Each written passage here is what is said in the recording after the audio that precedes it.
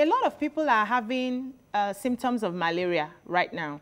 And because of the way the testings are being carried on, you can't just walk in and tell them you would like to test for COVID-19. You have to wait till you have the respiratory illness, the serious fever before they attend to you. Is this one of the reasons that we are getting a lot of deaths? Because, like she rightly said, people who do not show signs will just suddenly slump. I think you have touched a basic point, and the fact is that even though we have some kind of selection criteria for who gets tested and who doesn't, however, the secret to overcoming this COVID-19 and getting this out of the way is to ensure that we do more testing than we are doing at the moment. And the WHO itself has said that the way to go is testing, testing, and testing. I wanted to ask you concerning the deaths recorded in Kano State and the fact that somebody said that it was verbal autopsy. And I'm wondering, how can we trust verbal autopsy? How do we prevent the spread of whatever is killing them and confirm if it is not COVID without doing the autopsy? Because they said because of religious, the need to religious practice that makes them bury immediately, they can't do autopsy. What do you think should be done? Can we verbally ascertain what could have killed those people? The issue of using verbal autopsy, to me, is actually a joke.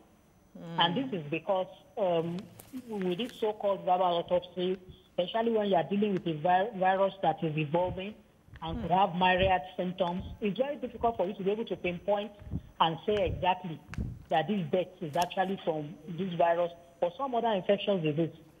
So I think the issue of saying that what we are going to need to do is verbal autopsy rather than to do actual autopsy, or at the most, take a post-mortem sample and then and send for confirmation. That's the least we can do. One of the major problems we've had with this COVID-19 is their inability to test. It's expensive. We don't have enough of those kits. Is it possible for us to localize testing? We got a viral video in Senegal. Is it Senegal or Sierra Leone? Senegal. That they were able to get some kind of testing that is less than $1. That was like a pregnancy test kit. Worked like a pregnancy test kit that was easy for people to use, and then they were able to get more people to test. So, as a virologist, is it possible for us to customize some kind of testing within our own shores here, such that it will be easier for the government to do a general testing? There's no doubt that that is the way to go. That is the only way we can ensure that more people are tested. And from this Senegal video, I'm sure you also must have heard that for them, they don't even have any criteria for screening. If you want to screen, you get screened. And that's the only way to be able to curtail the spread of the virus. If we keep relying on it has to be RT-PCR from a designated NCDC lab, then we are joking. Because even these labs, how many labs do we have in a country that has over 200 million people? And so the turnaround time for the results are also very long. And in that time, it gets more difficult to even be able to get to trace the contacts. So I think we need to develop our own local solution to this problem. And that's the only way we can be able to win this war.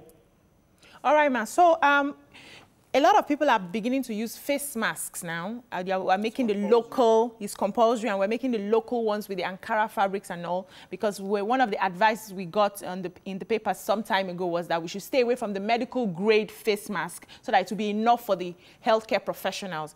So, but how do we ensure that the Ankara face masks, the cotton face masks we have on that we're using will be able to fight the spread of the disease? Well, the whole idea of using any mask at all, whether it's the Ankara, whether it's the medical mask, or even the respirator, the whole idea is you are trying to create a barrier, an interface between the respiratory system and then the environment. There's a video that said that when you try to blow out fire through the mask and you succeed in blowing it out, that means it's not protecting you. Is that correct? Yes, that is correct. And this is why we say the Ankara mask is not for healthcare workers. They are the ones that are the front line. They are the ones that are the highest risk of getting infected. So for them, it has to be either the medical mask, but depending on whatever procedures they are carrying out,